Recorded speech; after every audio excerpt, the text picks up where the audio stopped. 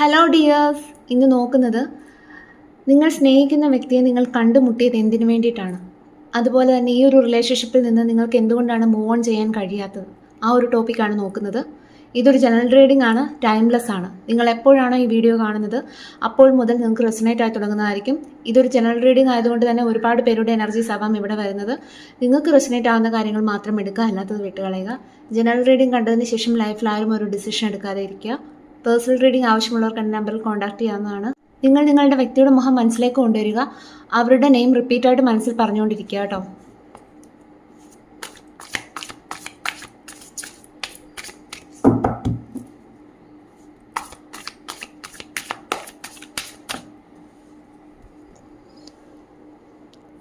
Judgement,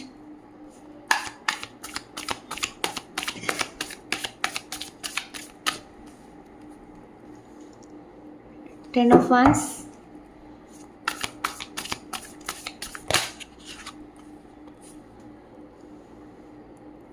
Queen of Pentacles,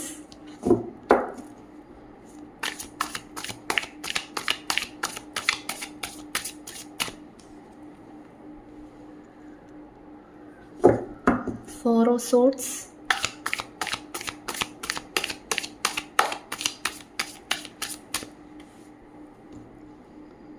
The Hierophant.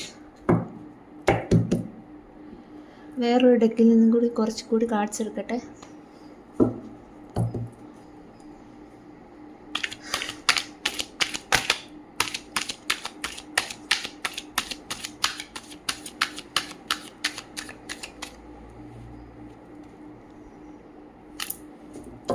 King of Swords,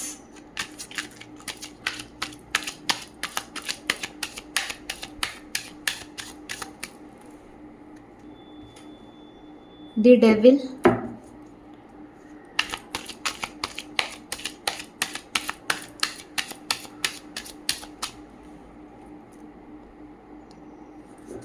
Three of Cups,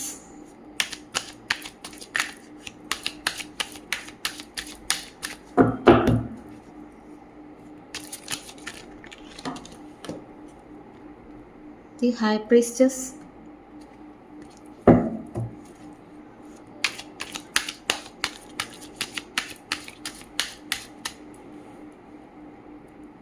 Two of Wands,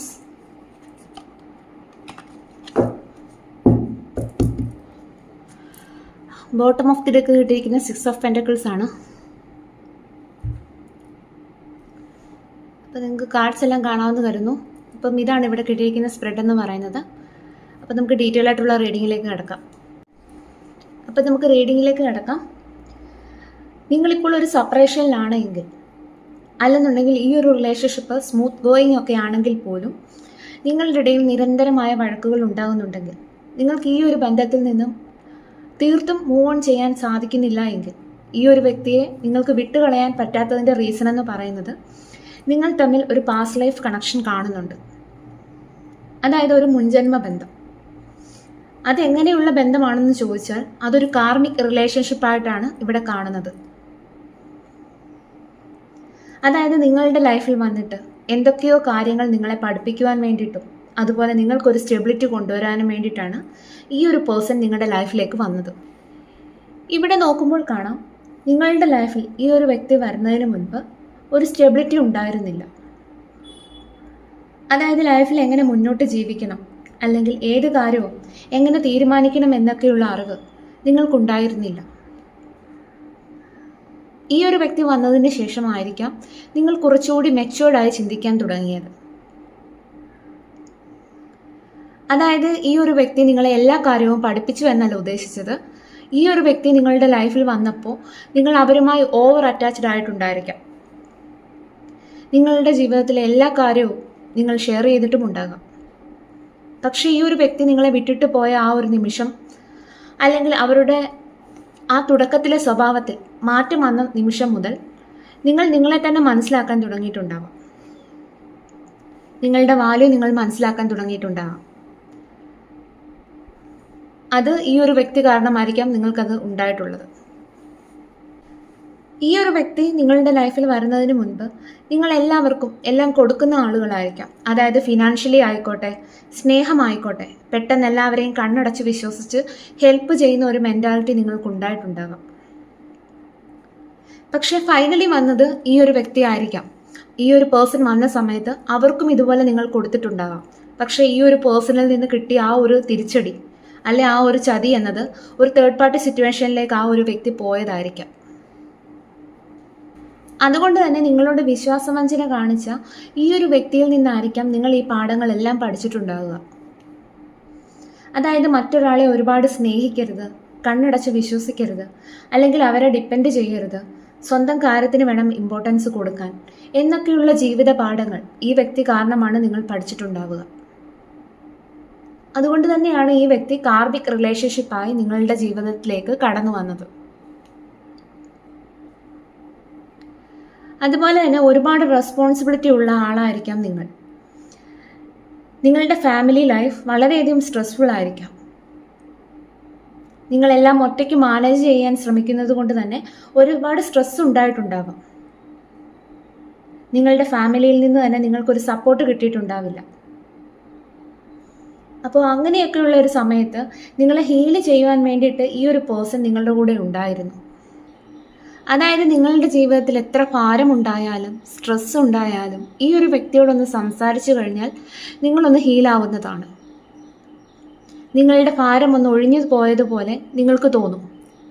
അതുകൊണ്ട് തന്നെ നിങ്ങളുടെ stressful ലൈഫിൽ നിന്ന് രക്ഷിക്കാൻ കൂടിയിട്ടാണ് ഈ വ്യക്തി നിങ്ങളുടെ ജീവിതത്തിലേക്ക് കടന്നു വന്നിട്ടുള്ളത്.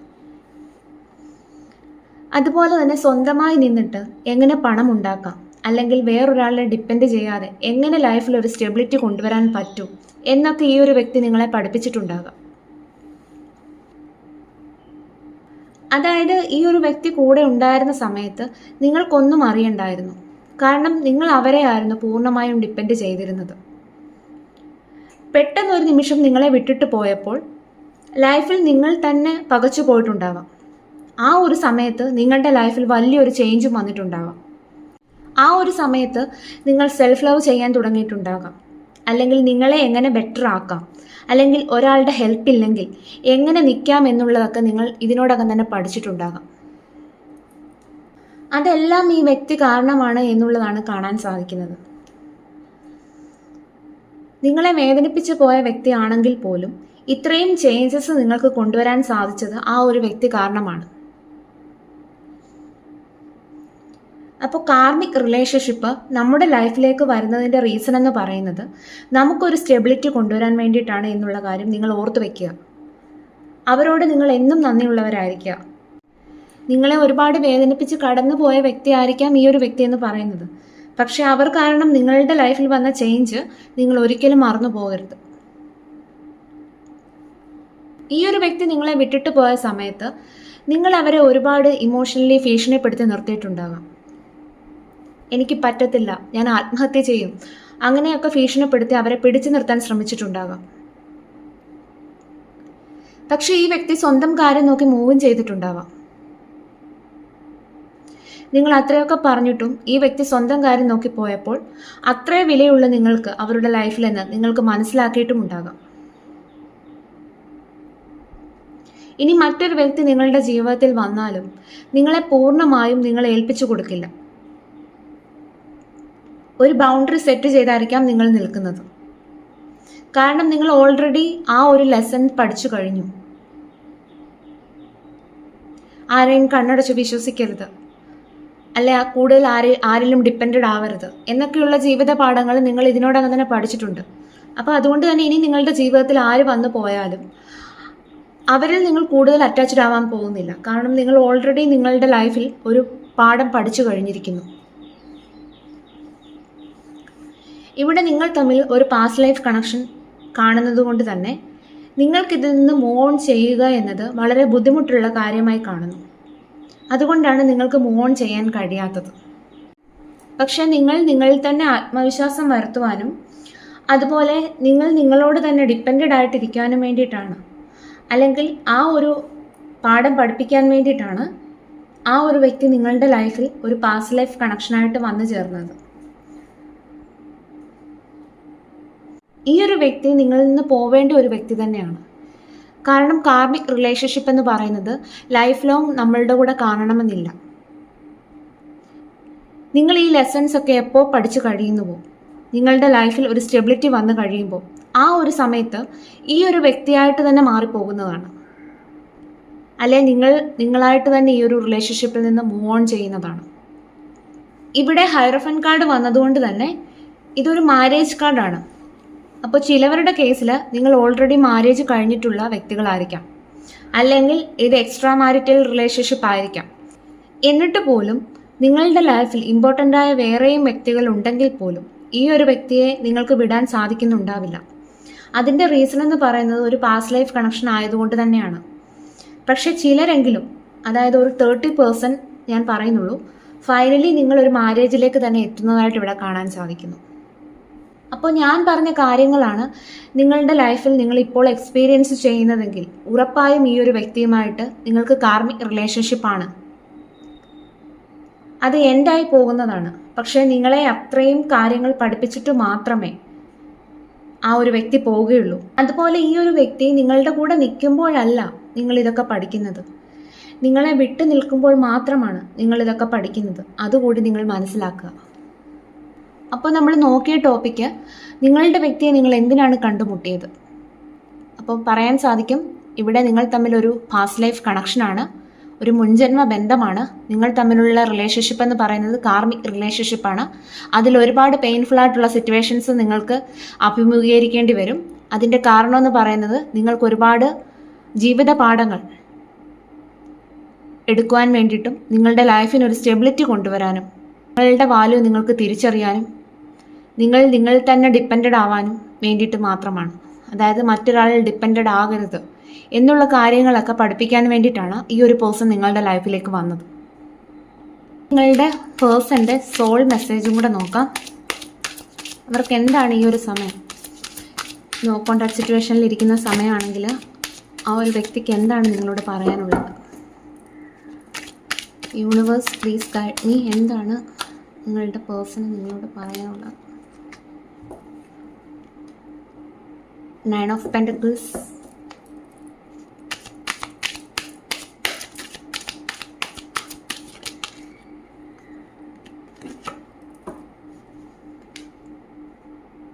Knight of Pentacles,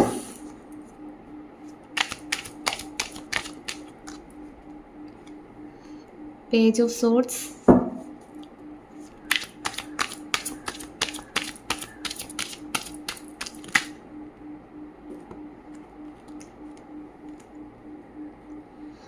Ten of Swords, Three of Wands. ഒരു കാർഡുണ്ട്, 5 of Cups. ഇനി നമുക്ക് റിലേഷൻഷിപ്പ് ഗൈഡൻസും കൂടി നോക്കാം. 9 of Swords,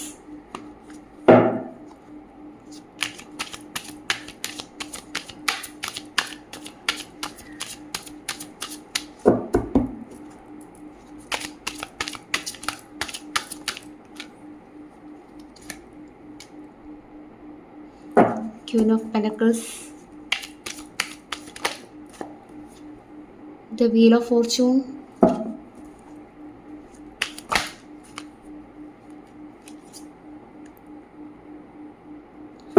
Five of Swords,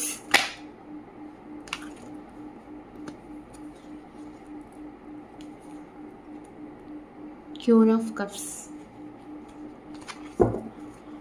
അപ്പം ഇതാണ് ഇവിടെ കിട്ടിയിരിക്കുന്ന സ്പ്രെഡ്. നമുക്ക് ഡീറ്റെയിൽ ആയിട്ട് നോക്കാം. അപ്പം നമുക്ക് ഡീറ്റെയിൽ ആയിട്ടുള്ള റീഡിങ്ങിലോട്ട് പോകാം. നിങ്ങളുടെ പേഴ്സൻ്റെ സോൾ മെസ്സേജാണ് പറയുന്നത്. നിൻ്റെ ജീവിതത്തിൽ സ്റ്റെബിലിറ്റിയും ഫിനാൻഷ്യൽ ഇൻഡിപെൻഡൻസും കൊണ്ടുവരാൻ ഞാൻ അതികഠിനമായി പരിശ്രമിച്ചു. ഞാൻ പതുക്കെ മൂവ് ഓൺ ചെയ്യുകയാണ്. നിന്നെ കൂടുതൽ മനസ്സിലാക്കാൻ വേണ്ടി ഞാൻ ദൂരെ നിന്ന് നിന്നെ നിരീക്ഷിക്കുന്നുണ്ട്. പക്ഷേ എൻ്റെ മനസ്സിലുള്ളത് പറയാൻ ഞാൻ മടിക്കുന്നു. വളരെ ആഴത്തിലുള്ള വേദനയിലൂടെ ഞാൻ കടന്നു പോവേണ്ടി വരുന്നു. ഞാൻ ഇപ്പോഴും ആ ഒരു വേദനയിലാണ്. പക്ഷെ ഞാൻ പ്രതീക്ഷ അവസാനിപ്പിച്ചിട്ടില്ല. ഞാൻ ഭാവിയിലേക്ക് നോക്കുകയാണ്. പക്ഷേ എന്നാലും ഞാൻ നഷ്ടത്തിൽ മാത്രം ശ്രദ്ധ വയ്ക്കുകയാണ്. ഞാൻ പാസ്റ്റിൽ തന്നെ സ്റ്റക്കാണ്. അതാണ് നിങ്ങളുടെ പേഴ്സൻ്റെ സോൾ മെസ്സേജ്. ഇനിയും റിലേഷൻഷിപ്പ് ഗൈഡൻസ് ആണ് പറയുന്നത്. നിങ്ങൾക്ക് അമിതമായ സ്ട്രെസ് ഉണ്ടാകുന്നുണ്ടായിരിക്കാം. നിങ്ങൾക്ക് ഒരുപാട് ചിന്തകൾ നിങ്ങളെ വേദനിപ്പിക്കുന്നുണ്ടാകാം. പക്ഷെ ആ വേദന നിങ്ങളെ കാർന്നു തിന്നാൻ നിങ്ങൾ അനുവദിക്കാതെ ഇരിക്കുക. സ്നേഹവും കരുതലുമുള്ള ആളാണ് നിങ്ങളെന്നുള്ളത് കാണാൻ സാധിക്കുന്നു. നിങ്ങൾ നിങ്ങളുടെ വാല്യൂ മനസ്സിലാക്കുക. ഈ ഒരു സമയം നിങ്ങൾ കടന്നു പോയത് കാർമിക് സൈക്കിളിലൂടെയാണ്. ഇത് നിങ്ങളുടെ ജീവിതത്തിൽ പുതിയ മാറ്റങ്ങൾ കൊണ്ടുവരാൻ വേണ്ടിയാണെന്ന് മനസ്സിലാക്കുക. ഈ ഒരു സമയത്ത് വാദപ്രതിവാദങ്ങളോ വേദനിപ്പിക്കുന്ന വാക്കുകളോ തെറ്റിദ്ധാരണകളോ ഉണ്ടാവാതെ നോക്കുക. പകരം ഹീലിംഗിൽ ശ്രദ്ധ വയ്ക്കുക. നിങ്ങൾ നിങ്ങളോടും മറ്റു വ്യക്തികളോടും വിവേകത്തോടു കൂടി പെരുമാറുക. അതാണ് റിലേഷൻഷിപ്പ് ഗൈഡൻസ്.